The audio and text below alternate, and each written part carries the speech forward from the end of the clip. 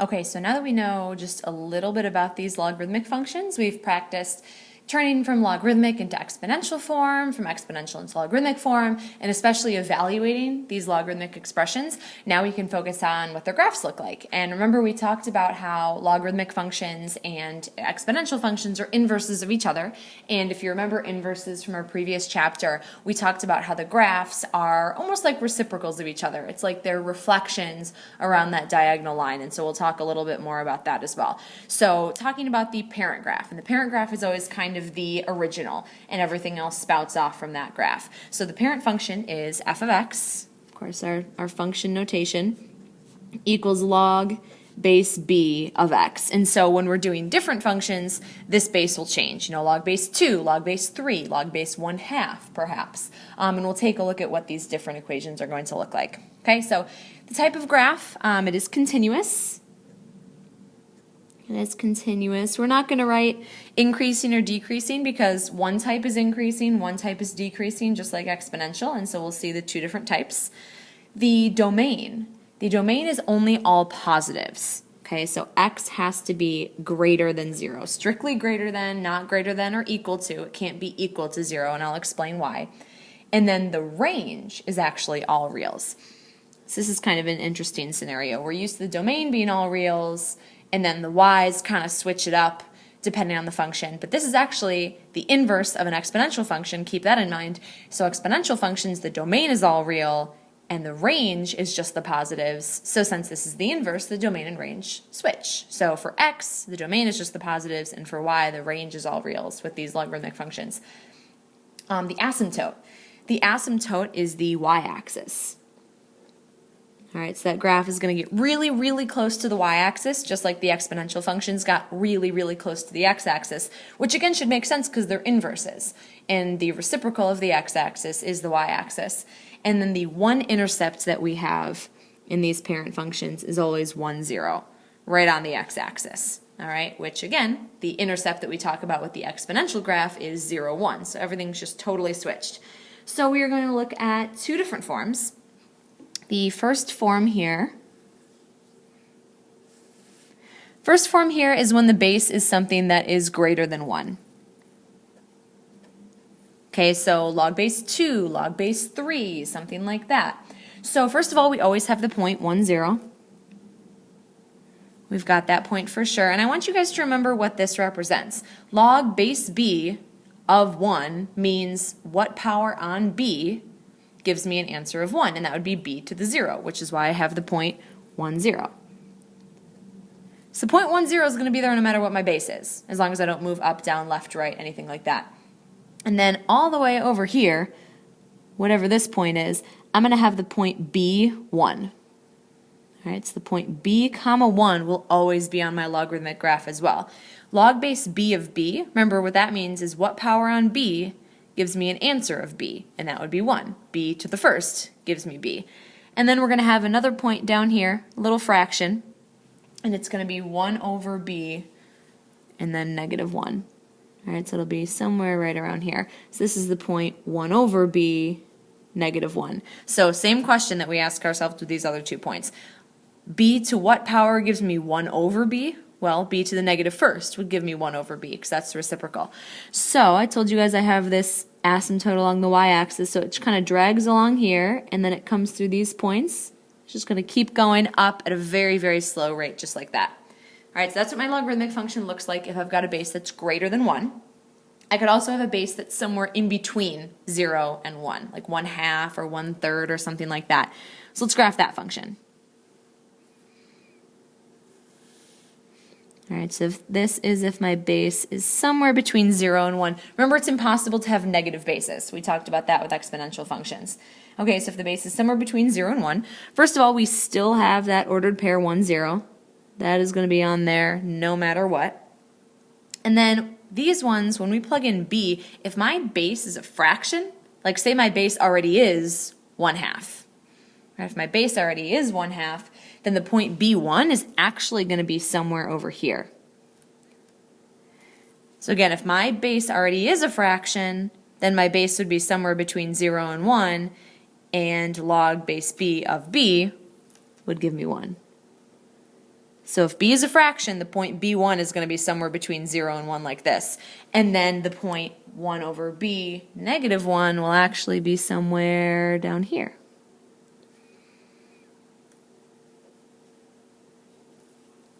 Okay, so if b is already a fraction, 1 over b will be a whole number that's bigger than 1.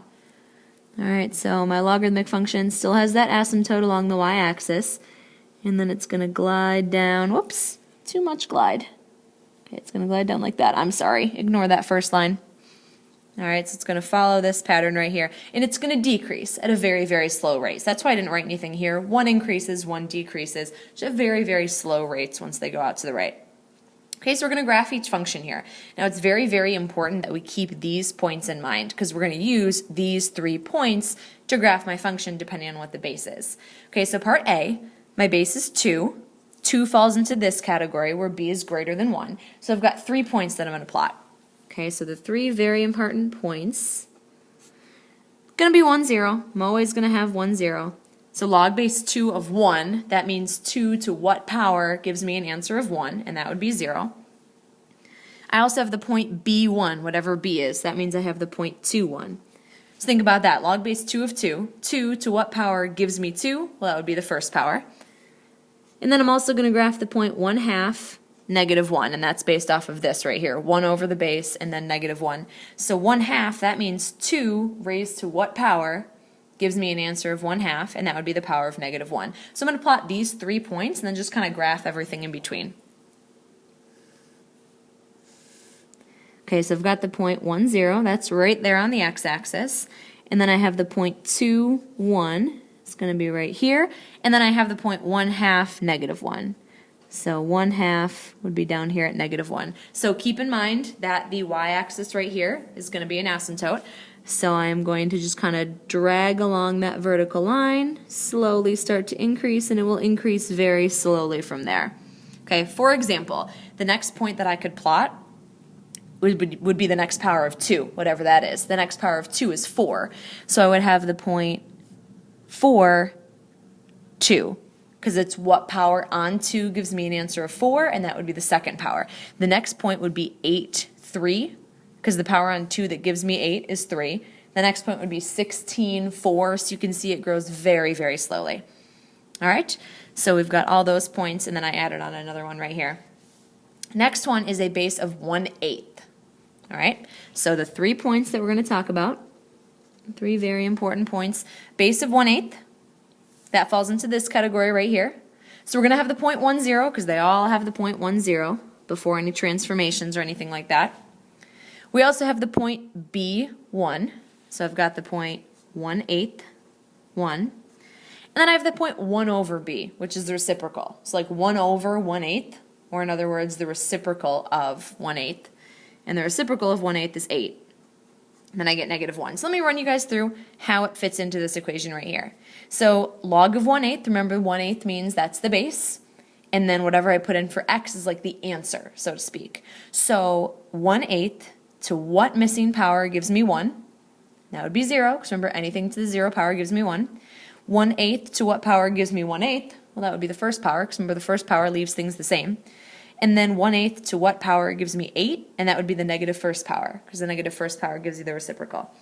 Okay, so let's plot these points. Now we need to go all the way out to 8, so this is going to be a little bit longer here. So we've got the point 1, 0. That's on every graph unless I have transformations. I have the point 1/8, 1. So 1/8 is going to be somewhere like there probably. It's just an estimation. Whenever you're doing fractions, you're just estimating the best you can. And the point 8, negative 1. So I'm out 2, 3, 4, 5, 6, 7, 8. And then down at negative 1 would be right about there. All right, so remember we are gliding along the y-axis, hit this point, and then it's a very slow curve from here. It's going to slowly, oh my goodness, I'm so bad at these ones apparently. It's going to slowly get lower and lower. Let's pretend it's right there. It's going to slowly, slowly decrease, just like this one slowly increases. All right, so those are the 2 graphs that we're looking at. We've got one, this is logarithmic growth. This is logarithmic decay. I can write that on there.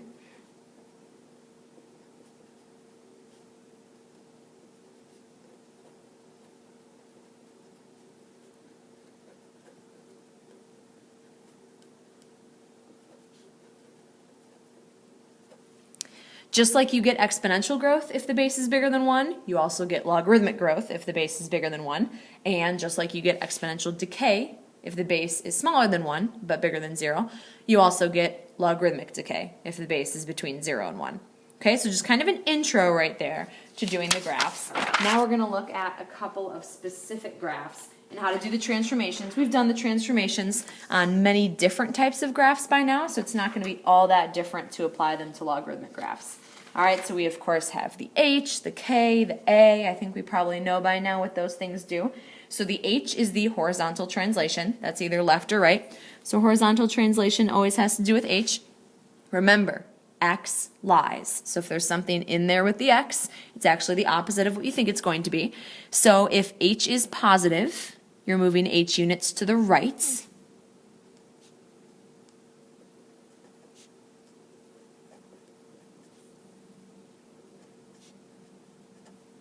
Okay, so if h is positive, you're actually going to move to the right. So if it's 8 or if it's x minus 2 or something like that, you actually move over to the right. And then you move h units to the left if h is something less than 0. Now remember, this is x minus. So if it was like x minus negative 2 or something like that, you'd actually go to the left. So x is always the opposite of what you think. If it looks like you should be going left, you actually should be going right, and vice versa. The vertical translation has to do with k. That's the number hanging out in the end here. K does exactly what you think it's going to do. All right, so you go k units up if it's a positive number on the end there.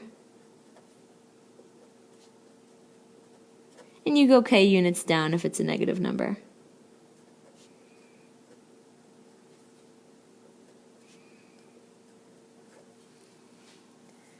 Okay, and then the orientation and the shape. Remember what A does is it can either stretch or compress, and it can also reflect over the x-axis.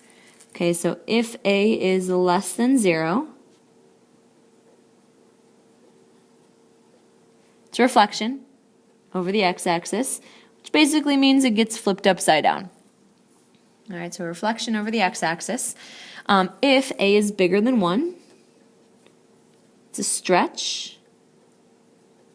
Vertically, of course, we've only been doing vertical stretches and compressions. If it's somewhere between 0 and 1, it is a compression vertically. Okay, so we've written the same stuff over and over again in different sections, so it's not any different with these. We have different parent graphs, of course. The shape of the graph is different, but the general idea of moving up, down, left, and right is the same. Okay, so this process of graphing these is going to be just a little bit different, though. We're still going to have those same 3 points, and I'll walk you through. So the 3 points, we're going to write down what the original 3 points would be, and then talk about how to write the transformed points. Okay, so if our base is 3, we always have the point 1, 0. I'm going to flip back to this one right here. So our base is bigger than 1, it's 3. We've got the point 1, 0. We're going to have the point 3, 1, because that's our base. And then we're going to have the point 1 over 3, negative 1. Okay, so those are our starting points. These are the 3 points before any transformation happens, all right? But there are 2 transformations that we need to talk about. We always start on the inside closest to the x and then work our way out. Okay, so the first thing that's going to happen, first transformation is in here with the x. First, we're going to move 2 units to the right. Okay, we're going to move 2 units to the right. So x, all of the x values are going to go right 2 units. Okay, because remember, moving left and right has to do with x, not to do with y. Then the second thing we're going to do is we're going to double all of the values. So unless it's in there with the x, stuff that's in there with the x in parentheses affects x, anything else affects y. So if I'm getting stretched vertically, that's affecting the y's. So then what's going to happen is the y values are going to stretch by 2. Okay, we're going to stretch times 2. That's times, not x. All right, so our new points going to look something like this. Okay, so for every single one of these points, I'm going to move right 2 units, which means I need to add 2. So instead of 1, I'm going to add 2, and it's going to be 3. Instead of 3, I'm going to add 2, and it's going to be 5. Instead of 1/3, I'm going to add 2, and it's going to be 2 1/3. Okay, now all my y values get doubled. If they get stretched out times 2, that means they get doubled. So 0 times 2 is still 0. 1 times 2 is now 2. And then -1 times 2 is a -2. So these are the new points that I plot. All right, so I use this transformation stuff to transform my original points into my new points. And then we just plot those 3 points. So one of my new points is 3, 0. There it is, right on the x-axis. Then I have the point 5, 2, which is going to be right there. And then I have the point 2 1/3, -2. So 2 1/3 down here at -2 is going to look something like that. So I actually ended up moving my asymptote. All right, I moved my asymptote over to the right. So it's going to drag along here, come up, and grow like that. All right, so that's my graph. It got pushed 2 units to the right from where it normally would be. So now I'm going to have this asymptote right here instead of on the y-axis, and it got stretched by a factor of 2. So you can see it's a little bit taller than my normal logarithmic graph is. Okay, let's look at another one of these. Okay, so I've got a few things happening here. I'm going to start with my original 3 points, and then I'm going to write my new points. So this is a base of 1/2. So first of all, remember, every single time I'm going to have the point 1, 0. Then since my base is between 0 and 1, I'm going to follow these guidelines. So my next point would be the base, comma 1. So 1/2, comma 1. And then my next point would be the reciprocal, -1. So the reciprocal of 1/2 is 2, and then -1. Okay, so let's talk about my transformations. Remember, I start from the inside and then kind of work my way out. Okay, so the inside here, there's a +1. Remember, x lies, so I go the opposite. So I have to move to the left 1 unit. And that's going to affect x. Remember that. Only the stuff inside the parentheses affects the x. Everything else affects the y. Okay, transformation number 2. Then I move to the thing that's directly attached to it. So that is a compression of 1/4. So all of the y values get compressed by 1/4. And then third, I'll sneak this in here. Lastly, they're all going to move down 5. And so again, unless it's right in here with the x, it's going to affect the y. So all my values move down 5. Moving down affects y, not x. Okay, I should probably say this is an x. Okay, so only the left and right movements affect the x. Just the stuff that's right inside here. Everything else affects the y. Okay, so let's come up with our new points. Okay, so here, first thing, needs to move left 1 unit. So from 0, it's going to move left back to, from 1, it's going to move back to 0. From 1/2, if I subtract 1, I'm going to be at -1/2. And from 2, if I move to the left 1 unit, I'll be at 1. So those are my new x values. Okay, so now here's what I'm doing. I got to do these 2 things kind of at the same time. So 0, if I compress it by 1/4, it's still 0.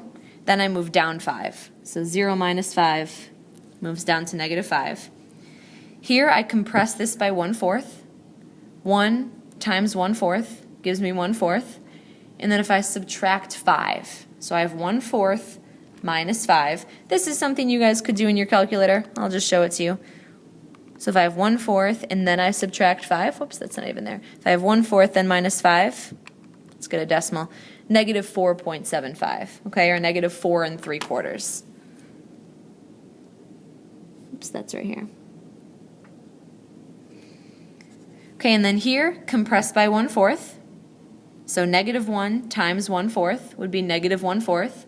Then if I go down 5 more, so I'm at -1/4, and then I go down 5. So that's -5 1/4. Okay, let's plot these 3 new points. Okay, 0, -5. Be right here. Then I have the point -1/2. So if this is -1, -1/2 will be right here. -4 3/4. That's pretty much right there. Like right on top of that point. And then the point 1, -5 1/4. It's going to be pretty much right there. All right, so based on those points, I know if I'm looking at this shape right here, to the left, normally it starts going up. I think it still is going to go up. Oh yeah, it's still going to go up. It's not flipped upside down or anything like that. All right, it's just very, very slowly going up. So I have this, and then from here, it just does a very gentle glide